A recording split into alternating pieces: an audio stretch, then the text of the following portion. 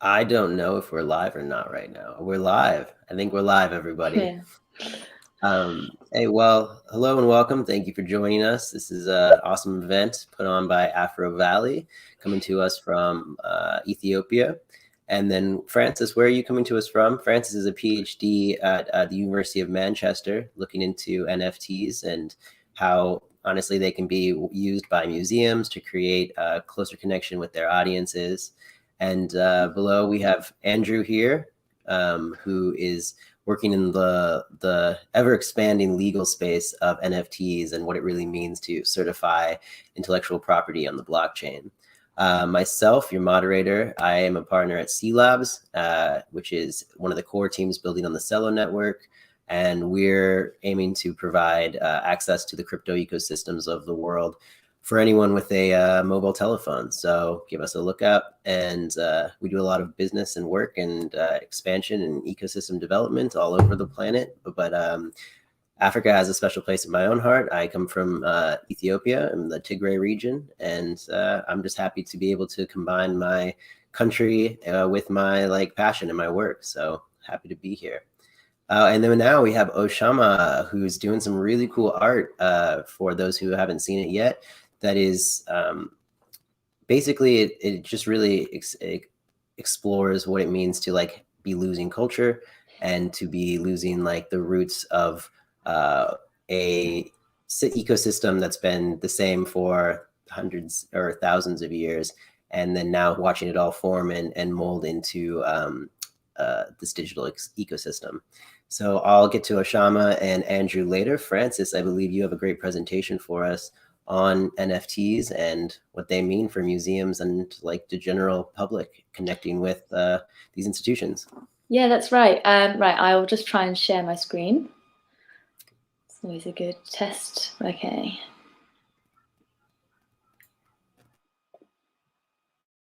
Okay. Can everyone see that, my slides? Yeah, can everyone see that? I'm going to assume you can. Yeah, perfect. All right, well, yeah, welcome everyone. Yeah, and thank you, Nesh, for that introduction. Yeah, my name's Frances Liddell. I'm a PhD researcher at the Institute of Cultural Practices at the University of Manchester here in the UK. And yes, just a little bit about myself. I actually work collaboratively with the National Museums of Liverpool in the UK, and we're looking at kind of the implementation of NFTs in museums in kind of the context of community engagement, and kind of specifically looking at how the NFT can be a token of shared guardianship and collective ownership over museum collections. But I thought for today it's just useful to have just a little bit of an overview, kind of help remind people what a blockchain is, and also then what an NFT is, or sometimes interchangeably called a non-fungible token or a crypto collectible. And I'm going to provide you with kind of 3 examples of how they're being used in the arts. And hopefully this could give us a bit of a grounding for kind of our discussion later on, and thinking about kind of what are the opportunities and of course the risks of using NFTs in the arts. But yeah, first of all, let's just do a quick recap of what a blockchain is, because not everyone will necessarily know. And basically, blockchain is a type of distributed ledger technology. It's basically like a database distributed across a network of computers that records timestamps and linked information. And it's basically made up of 3 core parts: the block, the chain, and the network. So firstly, information is recorded into the technology in the form of blocks of data, which interlink with one another through a thing called a hash. And basically this creates a chain of blocks, hence the name blockchain. And basically this chain of blocks is stored across a distributed network or a peer-to-peer system of nodes, where each node holds a copy of this ledger. So basically there's no central authority in blockchain. Instead, the information is transmitted across the network via these nodes. Now, these blocks are added to the chain via a process called mining, and miners mine the network, basically authenticating the transactions and adding kind of the next block into the blockchain. And then this block is then transmitted across the network via the nodes. And this basically means that all the copies of the ledgers remain up to date.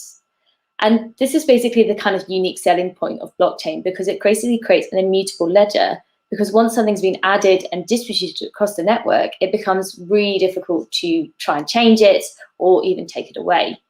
And this basically means that we can use the system as a source or kind of proof of ownership and authenticity of any token exchanged in this network, because this database kind of stores a permanent history of transactions.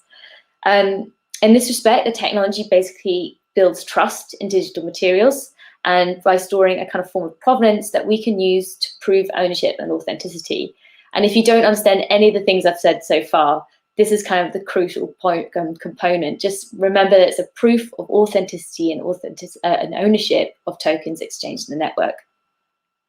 But it's also important to note that although we say the blockchain, there are in fact many types of blockchains, and you're probably familiar with the Bitcoin blockchain, which is kind of identified as kind of the first public blockchain, and it's used primarily as a way to document the transactions of the Bitcoin cryptocurrency.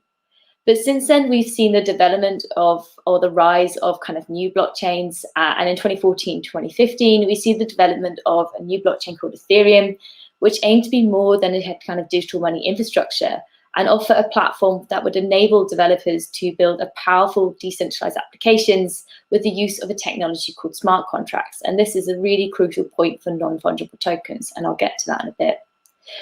But we're also starting to see the development of third generation blockchains, so things like Polkadot, Cardano, and Tezos, and many more.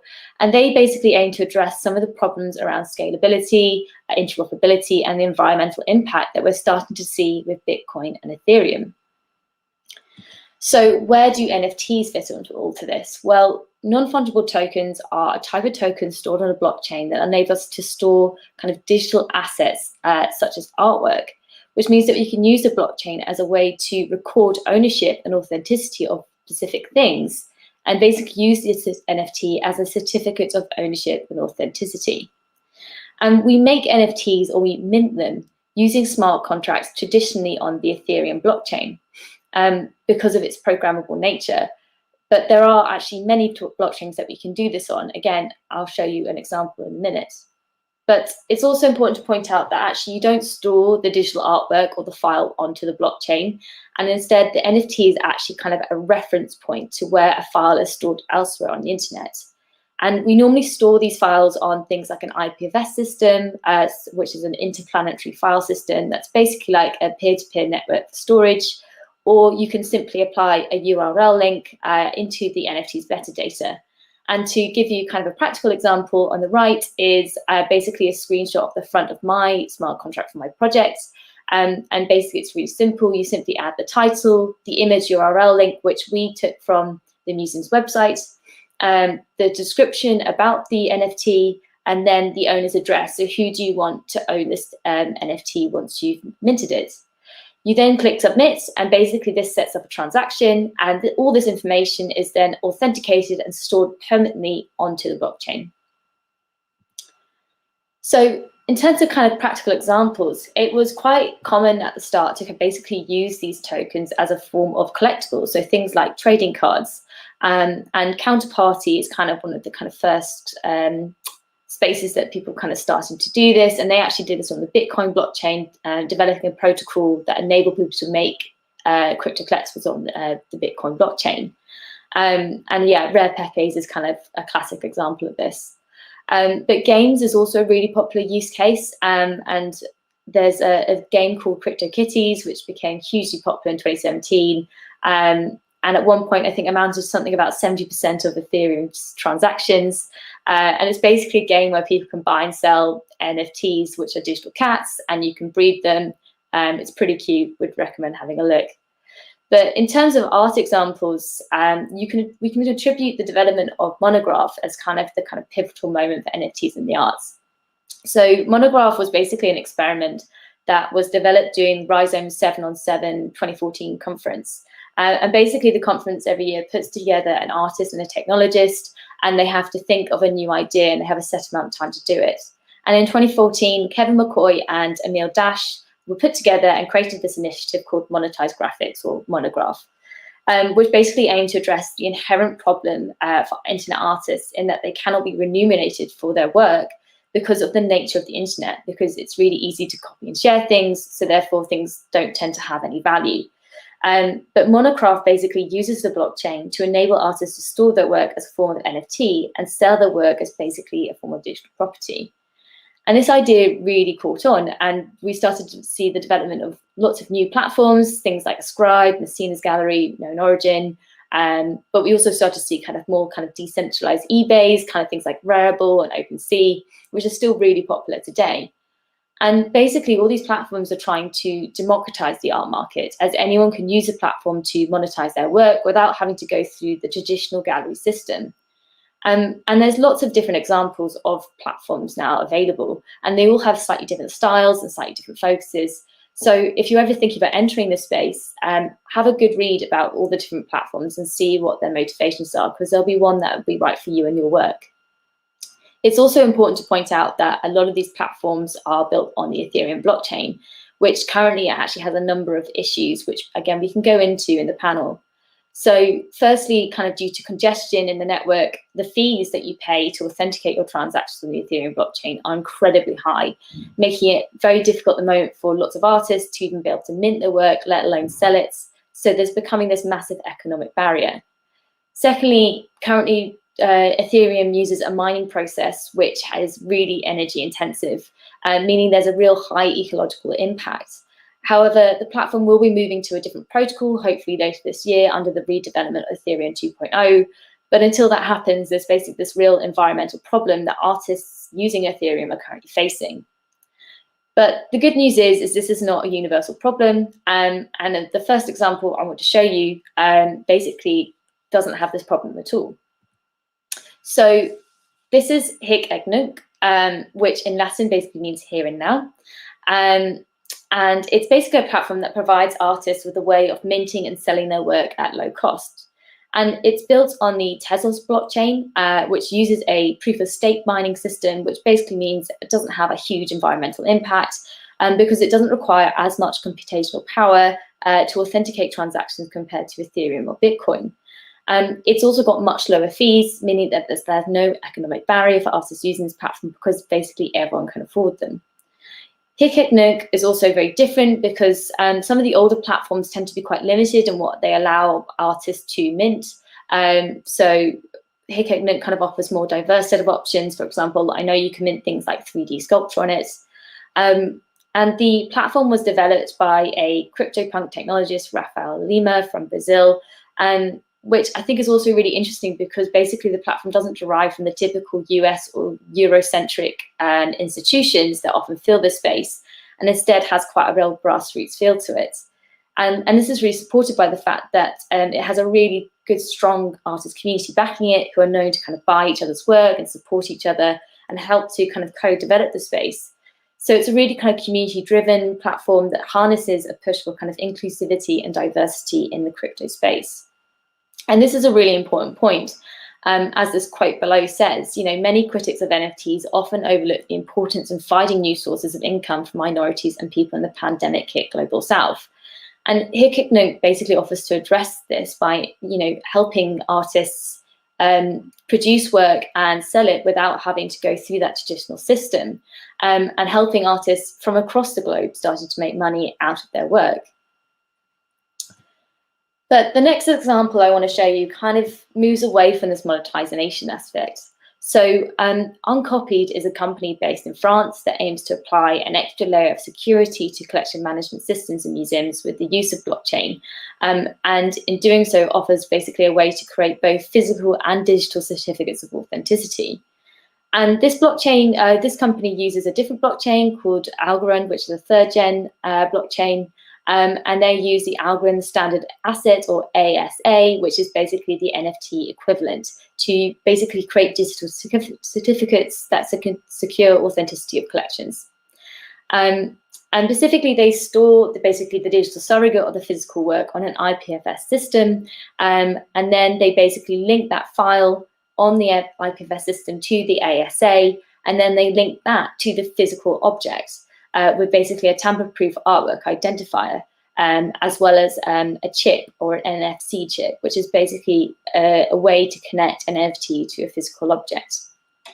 And this also includes a QR code. So basically you can then just scan the code and you can then gain access to the digital version, which is permanently stored on the blockchain. And while this company is quite early on in its sort of a mission, it's only recently launched in April, I think this is going to be quite an interesting approach to NFTs, and I'm really excited to see how this company develops. My final example comes from my own research. So my research explores the use of NFTs in the context of community engagement and museums, and specifically we kind of looked at the use of tokens to create a sense of shared guardianship between the museum and the audiences it serves.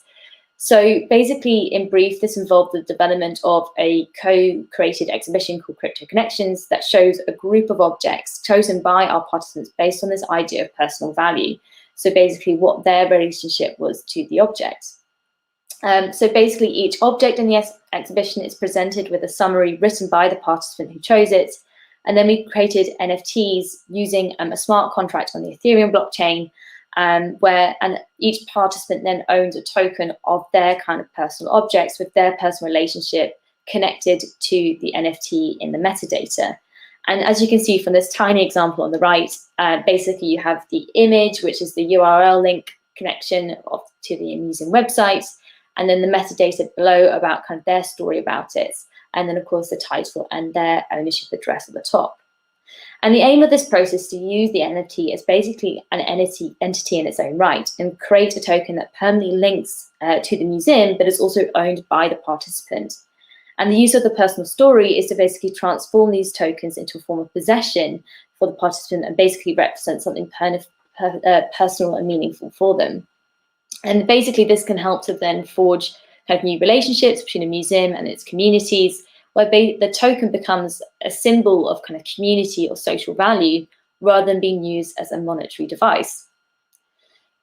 So just to kind of bring forth kind of a few key points from all of this, these examples leave us a couple of kind of opportunities and challenges of using NFTs in the museum and arts sector. Firstly, we might assume that blockchain as a decentralized technology aids a democratizing approach to the art market. But what I've tried to show here is that not all platforms automatically offer this due to the current problems faced by Ethereum. Secondly, NFTs do not have to be used for monetization, and indeed monetization is just a byproduct of the technology. And Uncopied and my own project are kind of examples of this. Specifically, Uncopied highlights how we can use the NFT or its equivalent on other blockchains to produce an authenticated version of physical works. At the same time, however, this raises a couple of interesting questions. Is the blockchain truly a preservation tool? And how do we ensure that the digital counterpart is permanently connected to the physical? Thirdly, my own work looks at the NFT as a source of community value rather than as a monetary device, and examines to what extent the NFT could forge a tie between a participant and the museum, thus harness a stronger community around that institution. Of course, this also then raises questions around copyright and moral rights, and it's important to remember that blockchain is not a digital rights management tool, nor is it law. Therefore, what are we really giving away when we make an NFT? This then also raises the problem that we're starting to see a lot of people kind of tokenize other people's artwork without their consent. And since blockchain is a decentralized technology, it becomes very difficult to police this. And this is kind of what's referred to as the garbage in, garbage out problem. So then this is a question of like, how do we regulate blockchain? How do we police it? And how can we actually trust that the information stored within it is truthful? Finally, and something I think is really important, is how does the public perception of blockchain and digital art more widely impact the NFT's effectiveness to be an ownership tool? And of course, within that are kind of technical barriers as well. Blockchain is not necessarily something that everyone understands or knows, and there's quite a slow process to adoption, not to mention questions around internet access and so forth as well. But I'll leave that there. And yeah, thank you for listening, and happy to answer any questions. Yeah, let me just stop sharing now. Yeah, that was amazing. Thank you, Frances. It's No worries. It's kind of amazing to hear about like research, because I mean I've been in this space for a while, but you know I've also just felt like this is some obscure corner of the internet that I happen to be very passionate about and very involved in. And I don't know that I necessarily a few years ago would have thought, yeah, there's going to be somebody who's actually digging deep into the research behind this and getting involved from like a PhD caliber. into what all this craziness and chaos actually is and how it can be useful. So it's really great to hear about your research and to look into. I do have a couple questions, and then we can like jump into the panel. From what I was seeing, like the whole co-creation, community bonding aspect, I'm really fascinated by that. And there has been a push. I think we saw it with like a couple of the Beeple pieces, wherein like people are creating DAOs, like Pleaser DAO or Her Story, which we recently just got involved with an Ethiopian NFT artist called Yatreda. And we're seeing a lot of DAOs come together and like purchase pieces and kind of create even more value to the pieces than there maybe initially would have been, because now that piece is like guaranteed to have a community behind it. And I just wanted to see here, like, is that kind of something that you're talking about here with your kind of co-creation and community involvement type system? Yeah, definitely. And I think it's one of those things that we sort of forget, that decentralization does not actually equal shared agency. We just assume that decentralized is good because there's no central authority, therefore we must all have the power. But actually, that's not the case at all.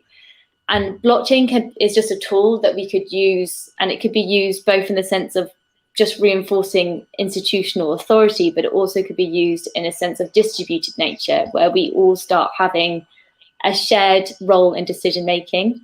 And I think things like social tokens and DAOs are really, really interesting for that. And I'm really hoping that blockchain kind of moves more towards that, rather than this kind of reinforcing this kind of like the art market that we have now, because that doesn't work. And particularly for museums as well, like we're trying to push a sort of ethos of co-production and collaboration.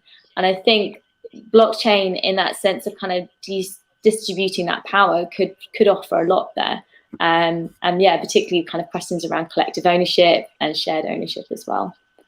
Yeah. That's very powerful. I actually think that's probably a good way for us to segue into this panel, because we've got Andrew here who's working on the legal side of things, and we can get into the conversations around shared ownership.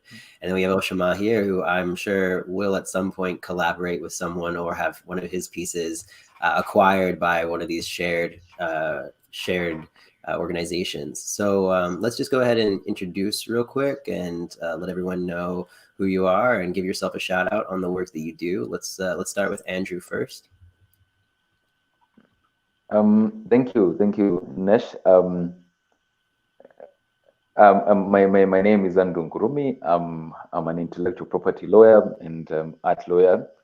I'm working based in Nairobi, Kenya, and where I work in a law firm. And what we mainly focus in is visual art practice, and mostly concerned with tech and how tech and art correlate and how they work together. And what we do is to create bridges of how you can maneuver within those two spaces. And you know, in the digital environment, it's governed and it's run by intellectual property rights, how they are shared and how people co-work and navigate that environment. So I think that's a proper introduction. Yeah, thank you, Andrew. Okay. Super interested to hear your perspective coming from that background. Oshama, you want to let us know a little bit about yourself, where you're coming from, and what you do?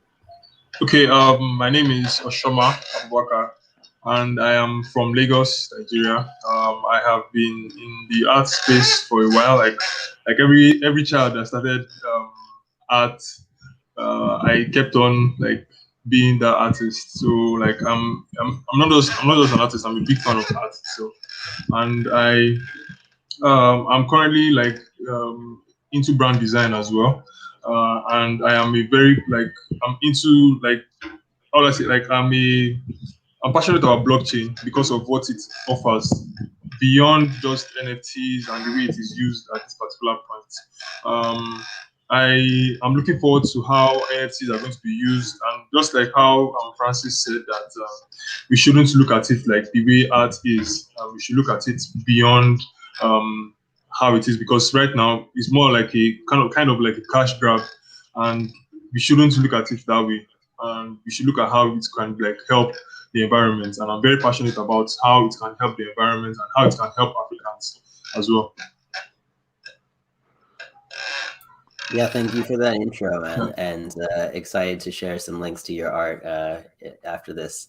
Yeah, it resonates quite a bit with me, and I'm sure many others. The aspect of, are we really damaging the environment? That is a narrative that really like takes off, and with this community, as well as the whole like cash grab like narrative as well. And I think it's a disservice to the actual like ingenuity of this technology and the way that it's disrupting these really established and, to be fair, like higher class auction systems that have existed before in the art world. So I think whenever you're trying to disrupt something, you're always going to have some outrageous narratives trying to stop you, and we're seeing that happen in real time.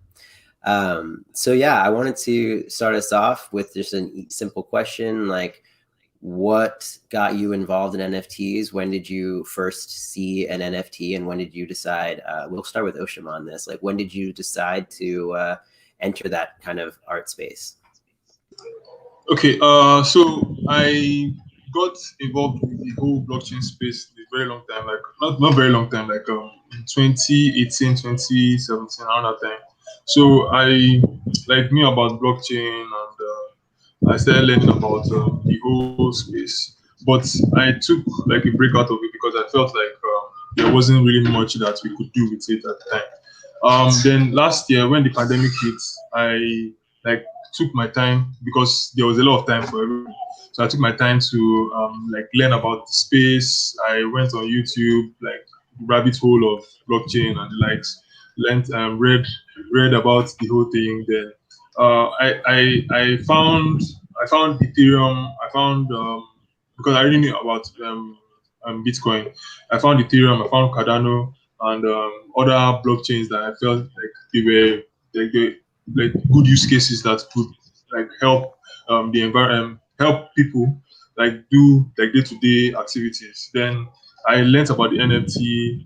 I didn't really know how it was working, so I just abandoned it for a while. Then I kept at the side, and I listened to a podcast, School of Motion, because I do motion design as well.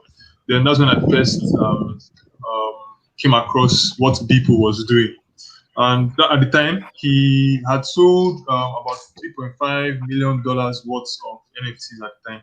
So, and there's this struggle for artists where you try to sell your artwork and you don't find an avenue to sell except you have like a merch store, or you have like someone that maybe wants to dash you money or wants to give away money, but that's different thing entirely. Yeah.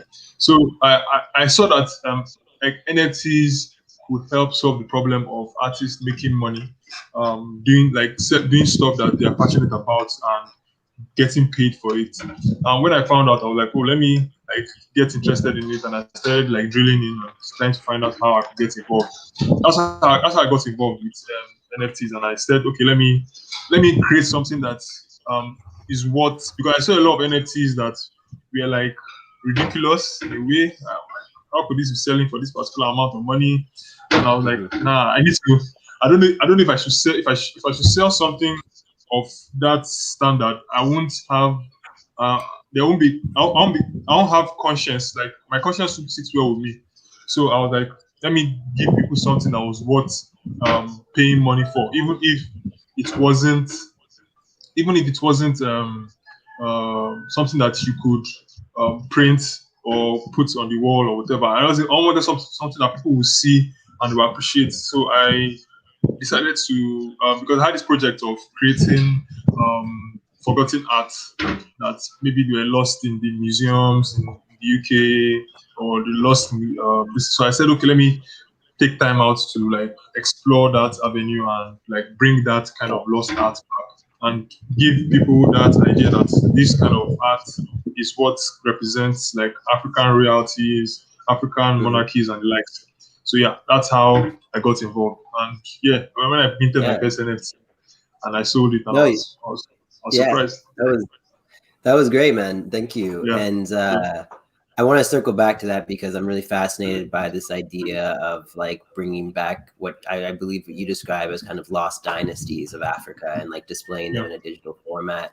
I'm sure Francis will be able to tell us more about this, but I mean, I did a lot of reading on like on, you know, the ransacking of like ancient artifacts and like dynasty period pieces that, you know, specifically even from Nigeria, that are being showcased in like the museums of Western Europe and not being given back to the people of Nigeria. So I was really fascinated when I saw your piece, and it reminded me that, like, well, just because those exist and in, you know, Western museums actually doesn't stop someone from like yourself from creating those pieces in like a digital NFT platform and almost giving agency back to a community that has lost a very important piece to, you know, the debauchery of the last few centuries across the African continent. So I really appreciate it. Actually wanted to spin over to Andrew now and like see, I'm sure from what I have read, like you're doing mostly artists from the African continent, it seems like, that are trying to get involved in NFTs, and wanted to hear what your take on the space and how it's evolving is, especially from like a legal perspective. What are you looking at when you're trying to work with clients and help people make sure that their intellectual property is maintained on this open ledger system? Thank you. I think for me, the starting point is actually, you know, sometimes when you find you get involved in something, you're able to join dots going backwards. So I think now after the NFT, now this environment grow bigger and bigger, and with much acclaim, I think from the beginning of the year, then one could be able to join dots backward. And for me, what that meant is that there is that puzzle that I had in my mind. And the puzzle was that if a digital artist is selling their print, not even a print or a digital copy of their work to a certain collector, how do they ascertain that that is actually the digital copy that I sent or I sold to this person? How can I authenticate? How can I trace it back to the artist? Because you know that in the digital environment, anything that's there is a copy of the other. So you can hardly tell which was the original that item that was actually sold from this person to the other. And that for me is essentially the starting point of where this NFT then space gives me that, you know, it allows you that latitude to say that this artwork was owned, or this digital copy is owned, for instance, by Oshoma, sold to Francis, and sold in the primary market to Francis, and in the secondary market to Gide. And you can easily trace that and see that that is how the work has moved. And due to the absence of such an environment or such a framework, then for me that has always been a struggle. And the struggle has been that for artists resale right, for instance, which for me is a very important topic, is you know, you sell artworks, you only the legal requirements are that, one, you have to trace where your painting ends up to, whether it is a secondary market. So you trace your artwork. That is the first requirement. The second requirement is you have to determine, has your artwork been sold in the primary market, by private treaty, or in a secondary market, I mean in an auction. And then the third, you know, there are so many categories. But then what is very fascinating is that for works that exist as copies, there is a limit, which are told 100. You can't get resale rights past 100 copies. And the question would be why? And you can't find answers, legal reasons why that would happen. But then you find in the NFT space, then if you're making, for instance, 100 copies of your artwork, that artwork has that unique code that allows you to say that I sold this authentic copy to this person, that person, that person, that person. And whenever it is sold, whether between two collectors or in an auction, then you're eligible to get artist resale right. So for me, that is the starting point. And now going forward, now that this space is here and NFT has given us this platform, the other questions are what the copyright questions that arise.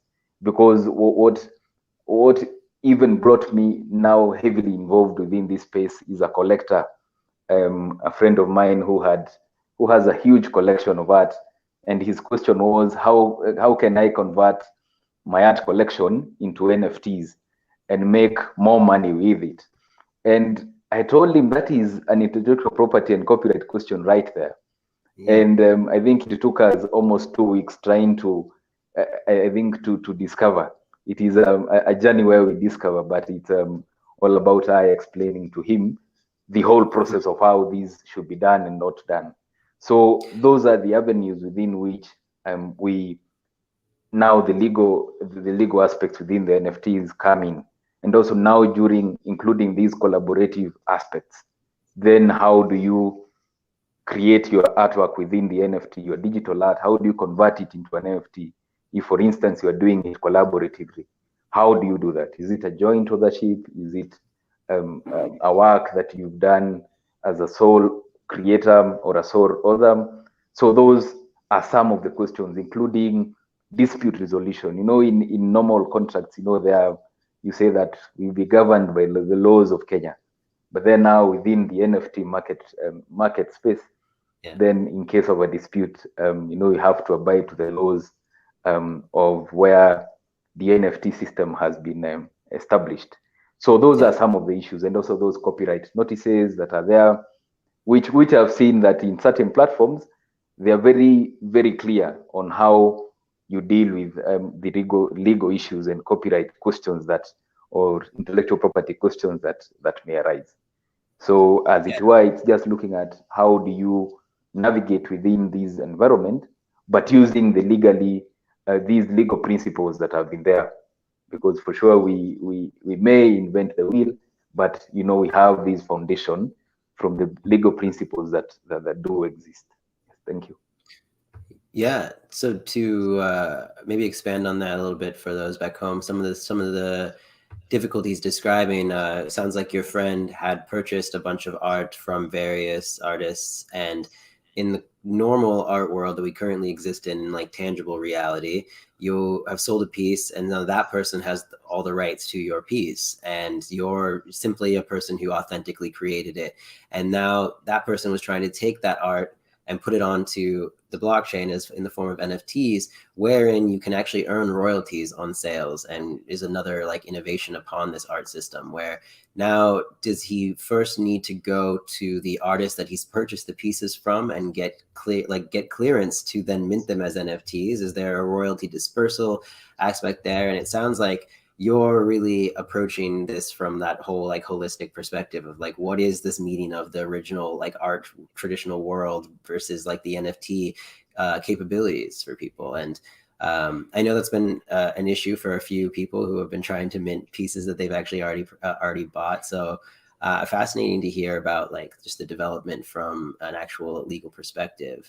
And now I just wanted to throw it over to Francis. I wanted to give you a chance to, like, I know your research was pretty heavy into the Hic et Nunc, which I know some of the folks over at Tezos, and they're very excited about Hic et Nunc. And much like Tezos, Celo is also like a carbon neutral, carbon negative chain, actually. And so everyone who's transitioning over to these chains and minting NFTs on these carbon negative chains are kind of creating their own, seems like, especially with Hic et Nunc, like creating their own culture behind the actual NFT communities.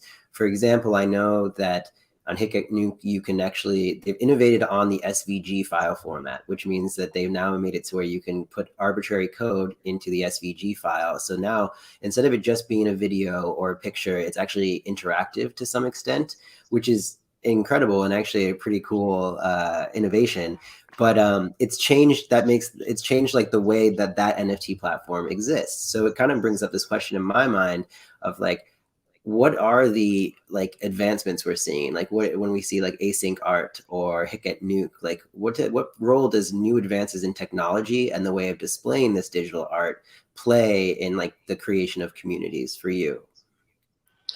Yeah, it's a great question. I think it's an interesting one as well, because it's like, you're so right. There's, like I said in the presentation, there's a lot of limitations for artists in terms of what they can actually mint, or at least initially.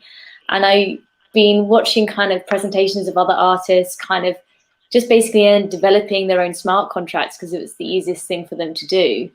But yeah, Async Art is a really great initiative, and I love what they're doing because it's basically allowing artists to make programmable art, but tokenize layers of it. So you can have loads of different owners of one art piece, which brings in this whole question of governance. And, you know, because people can control that layer. So say someone owns the background to an artwork, they can make it day or nighttime and no one else can do anything about it. So it's almost kind of independent governance as well, because there's no kind of group decision. No one can dispute their ownership, which kind of brings into lots of really interesting theoretical questions that I love to kind of go into. But yeah, I think there's a lot going on in this space. I can see Andrew there like, wow, this is going to make my job even harder. Yeah. People can own parts of I was pieces. literally just thinking that, yeah, the whole kind of questions around copyright as well. I mean, just to go back on what Andrew was talking about, you know, just in terms of my research, when we let the participants kind of choose an object in the collection, and there were definitely some that we kind of were like, don't choose that one because you only own the painting, not the digital rights to the work. So it's like, we can't make an NFT of that painting because like we don't have the rights to do that. And I think there's this kind of assumption that if you own something, you own all the rights, which is not the case. Like the digital world's just this whole separate entity, which then kind of with digital art becomes a really interesting thing in itself, because you have people that are also making physical collectibles of digital artworks. So it's like returning the digital back into the physical, and it's like, I mean, what's the law situation about there? I don't know whether Andrew could kind of answer anything with that. It's a sticky topic. Definitely. And I think another big question for me, and I'll transition this over to you, Oshima, is like we have a lot of these young artists that maybe don't know their rights, really. They don't understand even like the programming, the royalties of these pieces, let alone like getting involved in like programmatic art itself and selling off those things. So like I know I've minted a couple NFTs and I'm like actual veteran of the space. And still when I was like setting up, okay, my number of mints, like royalty payments back to myself, like what is actually a good, and you're kind of sitting there like, is my art gonna be worth anything? Do I really want to make this a high royalty? What do I want to do that's a perfect system? And people have like definitely started to gamify this to some extent to understand how this culture is spreading. But I know for me, and I was really loving, Oshima, what you were saying earlier about bringing like the culture to the digital platform. I have a number of African artists that I really love and like, and some of them I've seen are doing like charity works for like building specifically the group I'm talking about.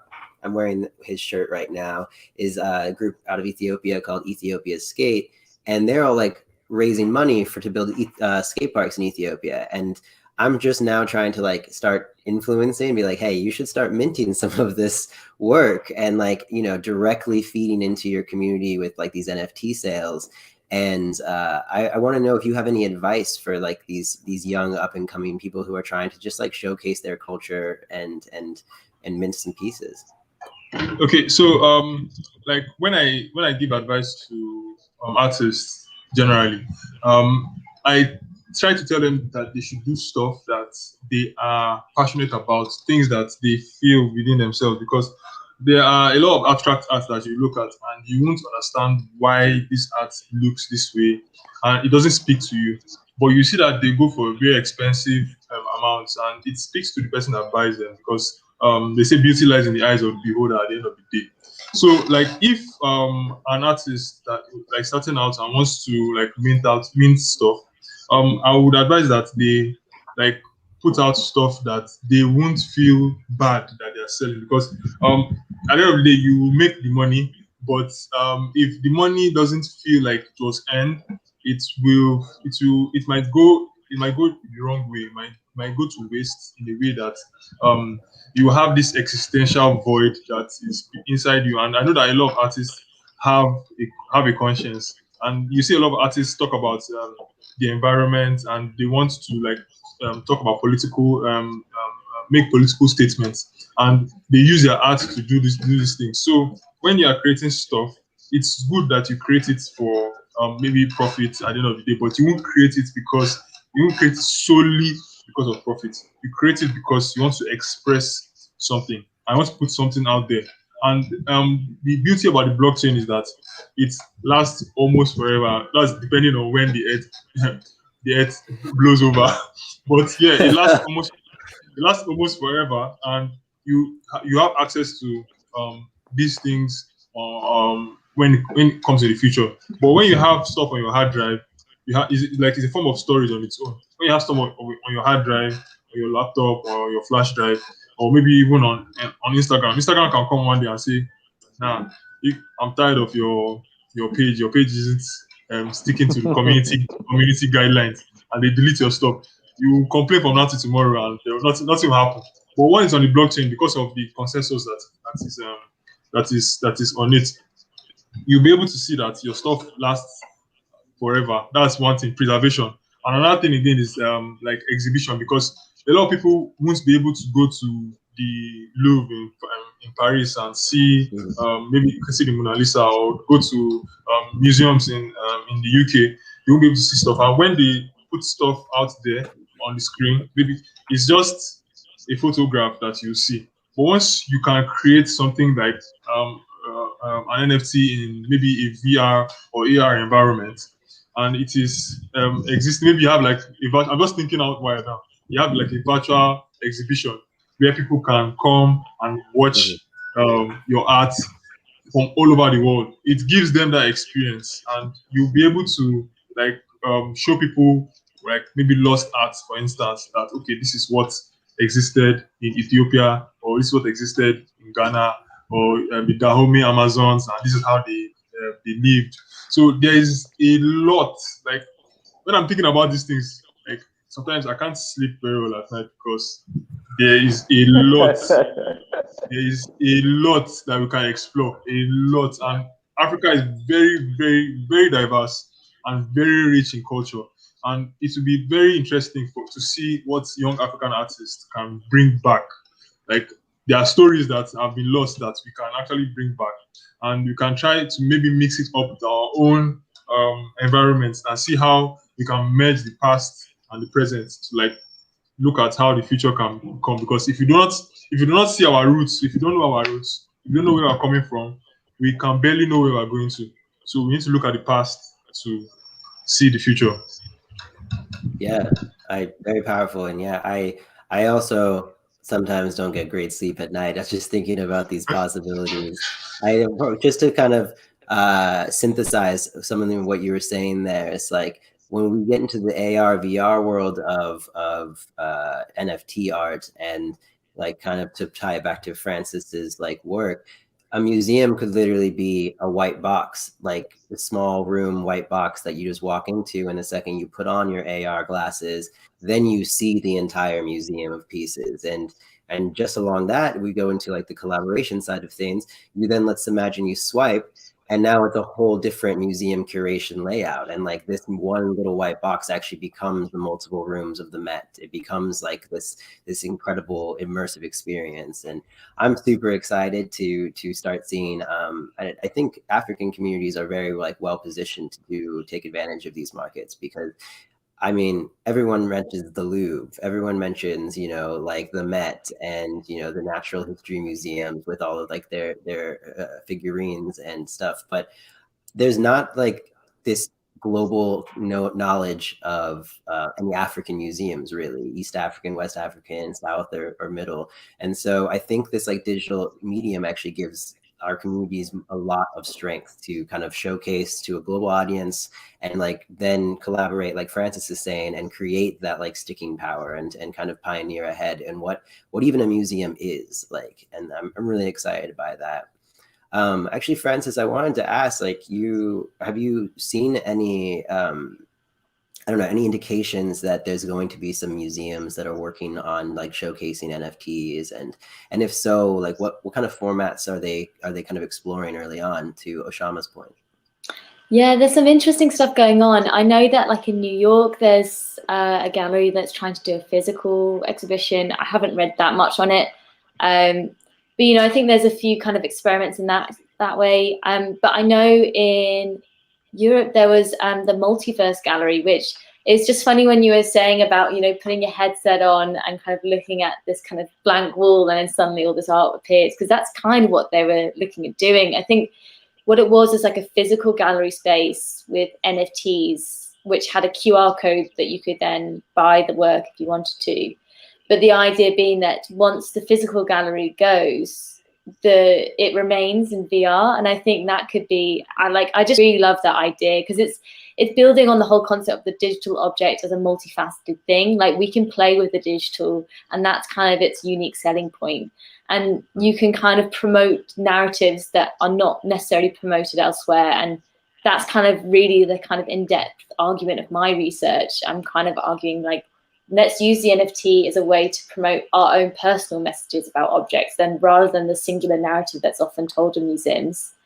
But yeah, so I think, and then like, I know there's a couple of museums kind of looking at using it again, kind of in terms of monetization and fundraising.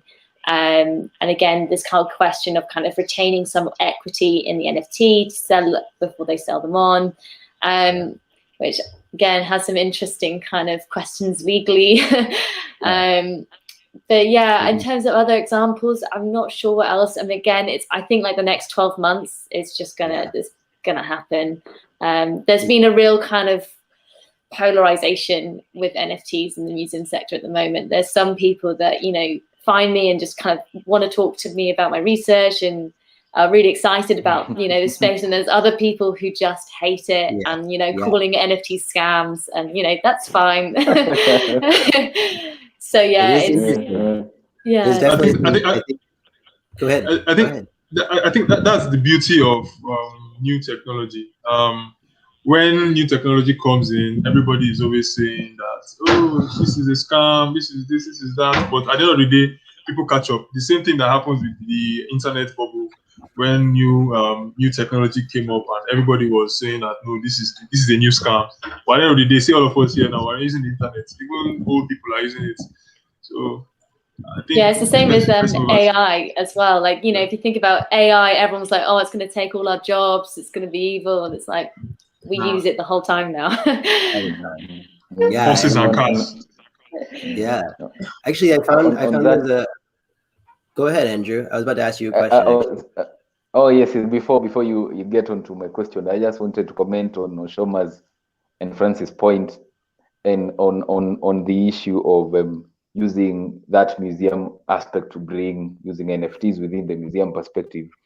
And I think two examples come to my mind with what I've seen here locally.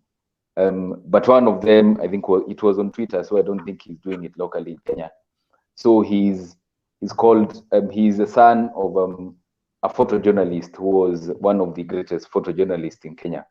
And he has, you know, he says he has a 40 years archive of his father, which is, he was a celebrated photographer. I don't know whether Nesh, you know him, Mohammed Alamin. I don't think I've had the pleasure yet. He took one of the most celebrated photos in Ethiopia, but it wasn't over a good experience. It was.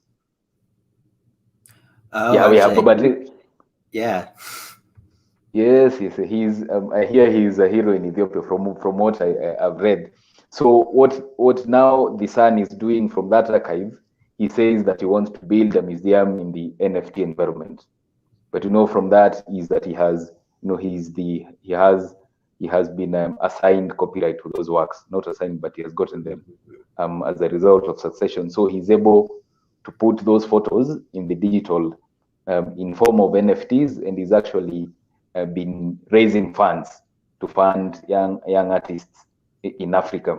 And then the second one, which I thought, I think now if NFTs, the NFT marketplace was in place very well, then it would have been excellent, because here there is an exhibition that is going on in the National Museums of Kenya, which is called the International Inventories Program. And what they do is that they have been recording the lost artifacts from Kenya, and they have like say like 2,000 pieces that they were able to locate where they are, But what we have at the National Museum's exhibition, which is excellent, are barcodes that indicate this is where the item is located. But now in my head, as we were having this conversation, I was thinking to myself, if you are able to actually scan that barcode and see that artwork, instead of, it's not only seeing the barcode, but also seeing the artwork itself, it would have been a very good experience. Yeah, so that was my comment on that. Just to follow up for a question for you, Andrew, I was actually really struck by something you said, Francis, which was like this is actually an opportunity for people to get their messages across, and when just to a global community. And oftentimes when messages are getting across, there's obviously narratives that come with them. And something I haven't seen too much of yet, but I am hoping to like see at least an example or two of it in the next 12 months, is this idea of kind of like more political arts, like art that may actually have a narrative that brushes against the grain of maybe an established community or municipality. And so, Andrew, I am curious with the inability to censor a blockchain, and now we've attached art to it and potentially the future of political art. What do you see as a concern or a future of a government, for instance, wanting to have a piece of art taken down and not display it anymore, showcased? Does it just look like that government buying that piece and then trashing it and burning it? And what's the implication of that technique? I think what I can say in terms of that question, I think it will depend, and censorship would mean that I think for sure the blockchain allows people to do so many things within that space, and within now the NFTs, so many people are able to do that. But then I think what may happen into the future would be the fact that you would know these are the people who run that technology at some point. And there is that, I have seen there is that icon within the terms and conditions where they say that you may report if anything is unethical, if it is against morality, such questions. So, but that doesn't go against what we're having the discussion on, which is a political question.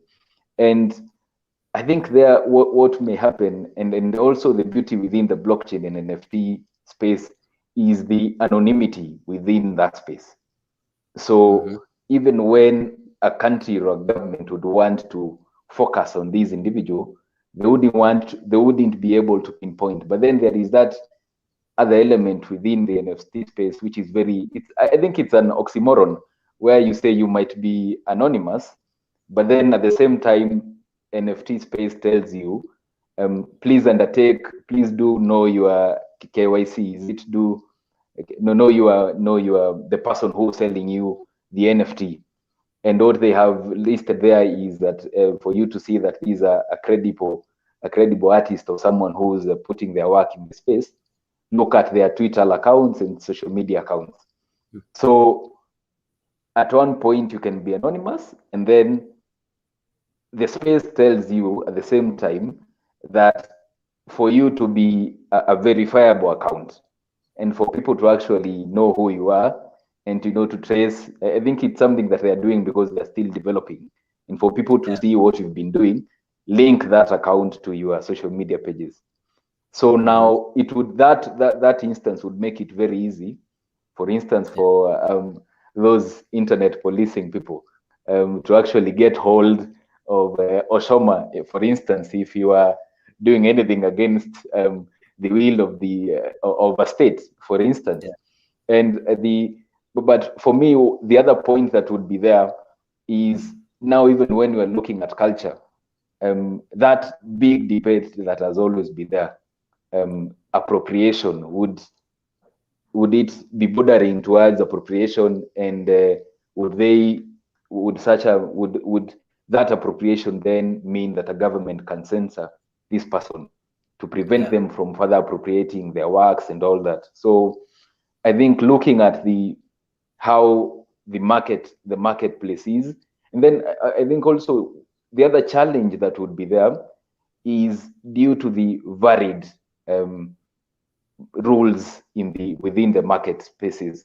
Because what foundation would be providing that says that they have that vetting mechanism, Super Rare would be providing this platform, anyone can come in, Nifty would come in, so that the disparity within these platforms would either allow a government or someone who's actually wanting to censure artists would be able to do it easily, depending on how the platforms actually work, and how platforms have made it easy for people to actually do that. But as you say, it won't be a walk in the park. For instance, if it were a state that is very harsh on its citizens and curtailing the freedom of expression.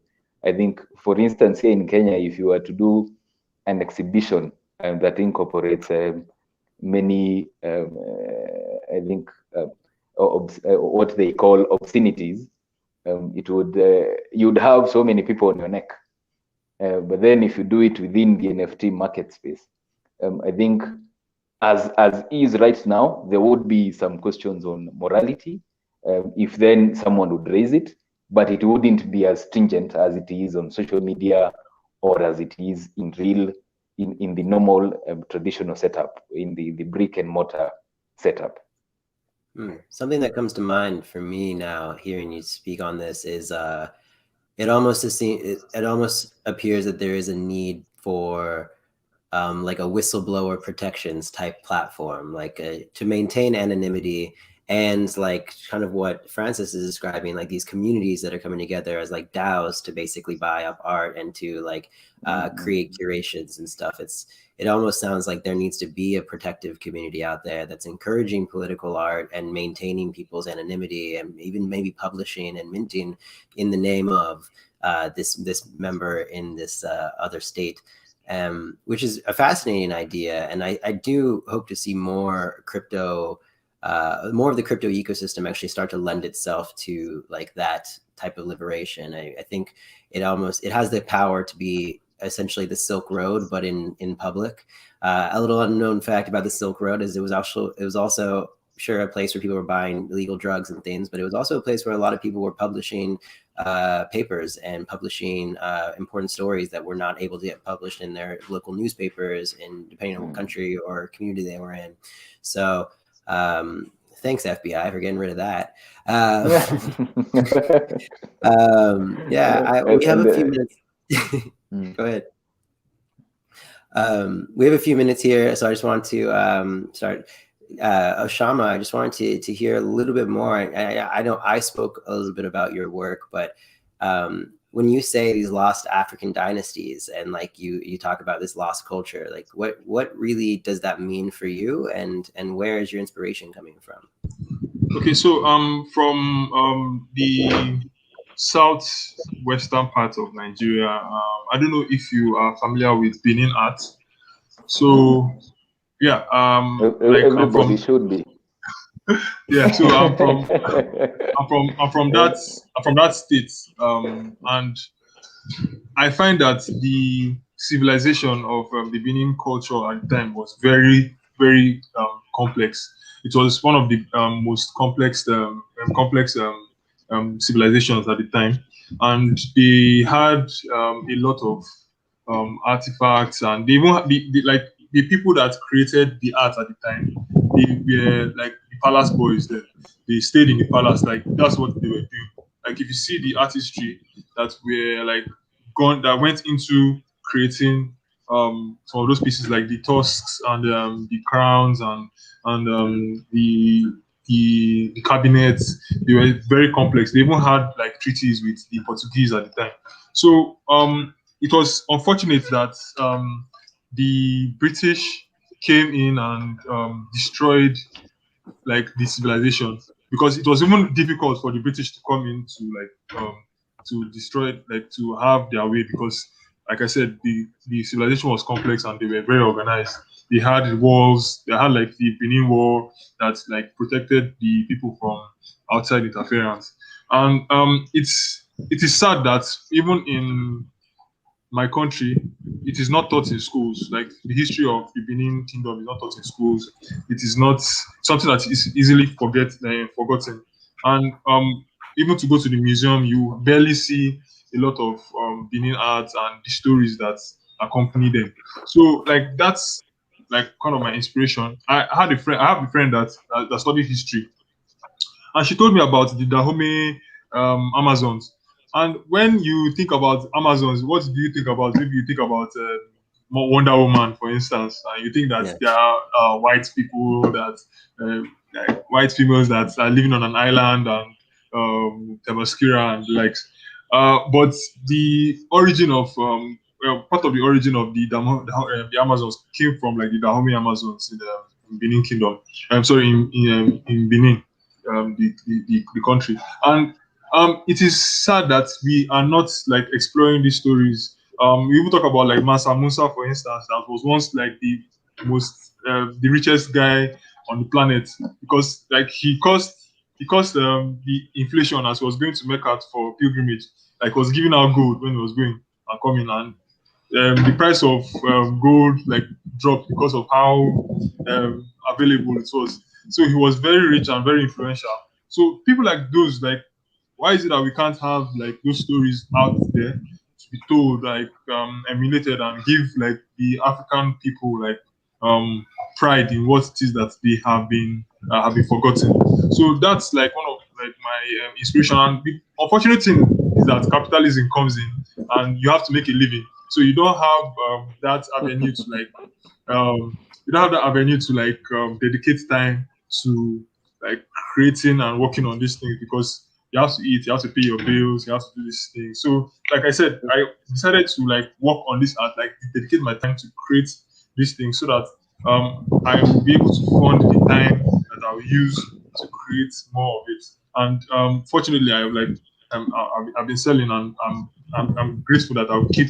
I just hope that I keep selling, so that I'll be able to like create more of it and tell more stories, and like inspire people to let people like know about where they are coming from, let people know like where they are going to, like, and know like the origin. Because you see people in African Americans that you see that they're trying to find their roots. Like, I need to find my roots. I need to find my roots. Even like when they now say, okay, they're from Nigeria, and they come to Nigeria, they see that it's just like regular people that are looking outside again. They're looking like to African Americans that, I want to be like you guys.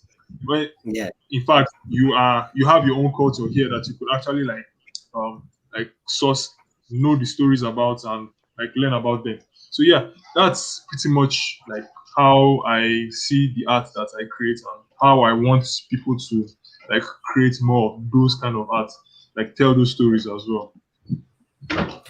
I think that's very impactful, and you've such a good point there.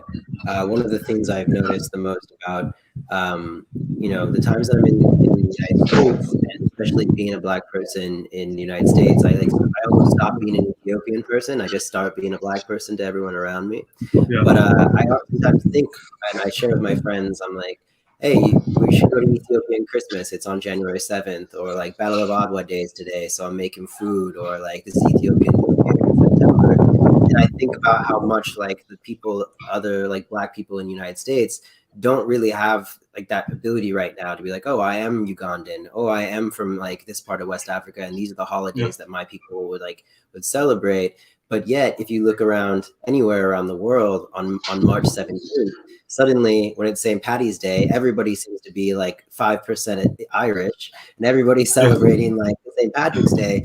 So where are those stories for Black people all over the world, especially African people in the continent? So I think that's really powerful, and it's like a very beautiful take on like inspiration for your art. Because I saw your piece on Rarible, and it's like it really does come across as like this is a representation of like a dynasty of African like knowledge that I don't know anything about.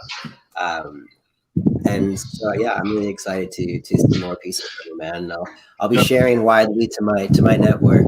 I know. I know that we're kind of coming up on our time here, but I just wanted to give everybody a second to just maybe we can all just collectively answer one question, and we'll go around in a circle real quick. yeah, let's say the year is 2024. Where do you think NFTs are? What do you think the ecosystem in the space looks like? Or what do you hope to see? 2024. Or should I start? Mm-hmm. Okay, so Go for it. 2024, I see it beyond the mania it is right now. I see it becoming more integrated in our lives. I see like minting fees dropping because of proof of stake has gone mainstream. I see a lot of use with mobile phones, access to the blockchain on mobile phones, because like in Africa, you see like more mobile phone penetration. I It's see, a good opportunity for me to plug Cello. Hi, Cello. I work at Cello. yeah. We're the only blockchain that's approachable on a mobile phone right now. Go check us out. Okay, no problem, no problem. So like I see a lot of penetration, like mainstream, and I see like Africa becoming just the way China built their way to becoming the world power they are today. I see Africa building their way to, because 2024 is too close for us to become a world power at the time.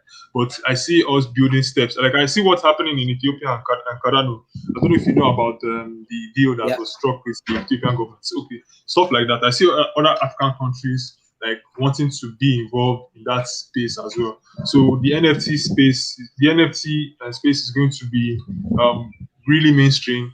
We'll be minting stuff like our birth certificates, our school certificates. I know those things are like very little for us to be minting because of minting fees. So I see those things becoming like mainstream. We'll be using blockchain in a way that we won't know that we're interacting with the blockchain because of how easy it has become for us to use. So yeah, that's how I see it. Yeah, I think that's a salient prediction there. Let's hit up Andrew next. Where do you see it from your perspective? I think from my perspective, if I'm not careful, I might be out of business. Only only because you know AI is taking over, and you know as lawyers, we've been fighting, and there was an interesting speech a while ago that was reading, I think like 2 years ago, where they were saying that if we lawyers are not careful, AI will take over and we may no longer be in the picture. But for me, that is absolutely interesting, because 2 years ago the debate was there was AI art, whether AI can be a creator, can be an author, as a copyright question, can be an author of an artwork, because there was this AI company that used to develop artworks, and the question was, is it a work of art or is it something else? And should it even be sold in an auction? Because they eventually sold it in an auction. I can't remember which company it was. And it was a huge debate. But then now NFT is here with us, and that debate is no longer there. And going into the future, now the question that is there is, how can we integrate AI into dispute resolution, into ensuring that the laws and the platforms that we have, the infrastructure is well, it's automated and is standardized, so that when there is a dispute, for instance, as I think it is OpenSea or SuperRare that says, if there is a dispute, you have to go all the way to, I think one of them is in Switzerland. You have to go and solve the dispute in Switzerland through arbitration. And like I foresee an instance where AI would be able to solve that at where you are seated. You don't have to go all the way. You don't have to spend all the money.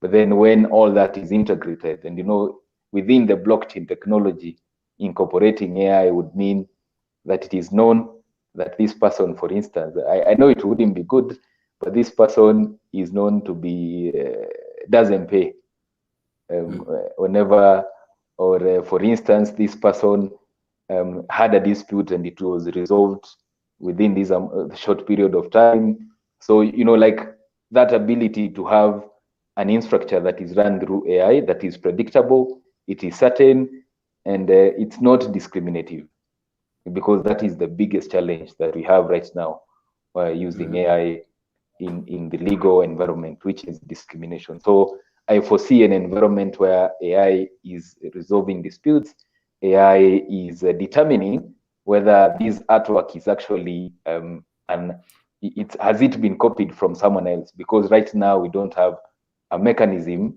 to filter artworks that have been minted into the NFT market space. And it will be very laborious for a community, and even that would reduce the gas fees. Very laborious to determine whether this artwork has been copied or not. So if we incorporate AI, it is able to determine whether this artwork that has been copied or not, and we no longer have to look at copyright notices and all those issues and dubious claims. Sometimes someone can raise a copyright notice, but that notice is not even valid, only because they have something against you. But then if it's an AI run system, it could be able, for instance, to distinguish and distill such issues. So that is what I'm looking at. So, and with such a system, I think I will be out of business. Yeah, it sounds like Andrew's in a bit of an existential crisis, whether he wants less paperwork and still stay employed or not. Yes, absolutely. I could be thinking of joining you, or Francis, or become an artist anyway. All right, Francis, well, give us your prediction. 2024, where are you at? I really hope that the museum sector and blockchain is I hope that's merging. I hope there's kind of growth and it's becoming less experimental. At the same time, I really hope people are starting to think less about it as a kind of monetization device and thinking about all these other kind of ideas of digital thingness, which is essentially what NFT creates. And I hope that kind of blockchain becomes more global, bringing, trying to be what it claims to be at the moment. Yeah. I still think we'll probably see a massive dip and we'll probably go back up again. There'll probably be another hype. But, it's all good publicity, isn't it, at the end of the day? And yeah, I suppose, and DAOs as well. I think that's a really interesting space at the moment. I think there's some really interesting people kind of looking at it theoretically. And I think for artists particularly, I think this kind of question of applying cooperativeness onto the blockchain has a lot of, potential. But it's just about how do we scale that? How do we ensure that actually creates a proper governance model rather than just kind of reinforcing what we already have. And also, I think I really hope that we don't have a monopolization. There's a slight concern I have about Ethereum is that it's just going to become the next Facebook. And I think with the new blockchains coming forth, they've got so much, on offer. I think we need to, as kind of people experimenting in the space, push people to these other blockchains and these other platforms and, encourage people to diversify where they sell their work and not just focus on one space. Because that's the whole point of decentralization, and we don't really want to just repeat the mistakes we've made with social media. Yeah. I object with that prediction that Ethereum might be the next Facebook, because of what you just said now. Because the idea of the blockchain being, also I'm not a fan of Binance or BNB. I don't own any BNB. So the idea of the blockchain is to be decentralized, and when people catch up with the fact that Ethereum is not as decentralized as it claims, people will start saying these things. And from when you say stuff like Ethereum 2.0 coming later in the year, that same Ethereum 2.0 has been pushed a lot of times in the past, and there is no specific date. We don't have a roadmap. It is still work in progress, and I feel where other blockchains are going to shine is when they see how to integrate everybody, or when you say stuff like everybody is invited. An artist comes and says that they want to print or they want to mint 10 pieces of their artwork, and they do not have up to $10 to mint those things. They won't mint it on the Ethereum blockchain. they will go somewhere else and they will look for ways to like make money, even if it is like part of the problem with like selling on Ethereum blockchain is the high prices that people are going to pay. Like I want to make money to pay for my bills, my electricity bills. I don't want to make money because I want to buy a Tesla. You understand? So I am passionate about creating art, and I want to. And people want to appreciate my art too. Like someone out there is trying to buy my work for maybe like $50 for instance, or $20 for instance, and they see my stuff and they're like, oh, okay, let me pay for this thing. Then they see gas fees and they're like, whoa, I can't pay for this. It does not make any sense. This art just became $350. Yeah. Do you understand? That's too much because I want to pay. Nah, my love doesn't go that far, man. Let me just chill. So, like, when we start seeing stuff like the real use cases, like when we see stuff like in healthcare, in education, in agric, housing, when we start seeing the use cases in these spaces, we will now say, okay, just like how Netscape started, it moved on to like see what happened with Google. And I'm sure like people will start looking at, oh, Google is becoming too powerful or stuff. And you say, okay, let's see how we can create our own social networks. And you see those things will keep evolving because I don't think anybody is, if you look at YouTube now, for instance, you see that YouTube is censor heavy. Even the most liberal creators on YouTube, they are complaining that they can't say some things without being demonetized. You understand? And you see stuff like that happening. And once we can solve these problems, we will see that people will start shifting away from these networks. So yeah, I don't think Ethereum. I'm not a big fan of Ethereum. So neither am I, to be well, honest. Yeah. And I think to Francis's point, she's was saying earlier in her presentation that there are like adjustments to Ethereum coming, like with the proof of stake and EIP 1500, and it's like that will change a little bit, but still Ethereum definitely sold us, a lot of us, and the world on this idea of banking the unbanked, right? And creating access to this monetary system. But in reality, I think these new layer ones, like for instance, Celo, the only mobile first blockchain, is like what we're seeing is this ability to essentially, for the time being, be a side chain to Ethereum and create like accessibility for 5.6 billion smartphone users on the planet, right? Or even feature phone users. And then like through interoperability and bridging between these ecosystems, we're actually creating finally like this new internet and this new like accessible financial market, right?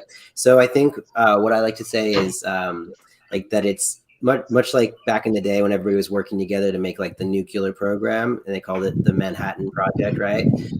The issue was that there was mutually assured destruction. And what I like to think of for the future of this whole crypto ecosystem is that we're currently working towards mutually assured development, wherein we're not just doing token raises for one like layer one. We're not just like trying to make sure that we have a roadmap for one type of technology. We're actually bridging these ecosystems and feeding off of each other's user bases, each other's liquidity, and each other's creativity, especially when it comes to the NFT marketplace. So I'm very excited to see, I think, like not really necessarily liquidity drains or even user drains, just like an open ecosystem of sharing between a lot of these new layer one chains like Celo or Near and Solana and the established Ethereum. But hey, I really enjoyed talking with all of you, and I think this has been a very successful panel. I honestly kind of forgot that we were live. It seems like we're having a conversation. It's been great to be exposed to all of your work and your different and unique backgrounds. Let us know where we can find you. You guys have any social media you'd like to plug? Yeah, my social media everywhere, Oshoma, my first of his name. So Instagram, Twitter, I'm very active on Twitter. So you can hit me up on Twitter, Oshoma. All right, hit him up. Yeah. Andrew, you got a page? My social media is Andrew Ngurumi mostly, but then sometimes I interchange that with Waidhombe. I don't know, but I can write it somewhere for people to see. But if you look it up, it will lead you to my name. I don't. It's quite unique. Okay. Yeah, Francis. I'm the same. Yeah, catch me on Twitter and LinkedIn. I'm at Francis Little. Nice and easy. Yeah. Yeah, and I'm on Twitter as @TechBoyAfrica, and this has been NFTs Hyper Hope, presented by Afro Valley, coming to you live from Ethiopia. So thank you, everyone, and thank you for just participating and sharing your knowledge with us. Thanks. Bye. Thank you very much for having us. Thank you. Yeah, no problem.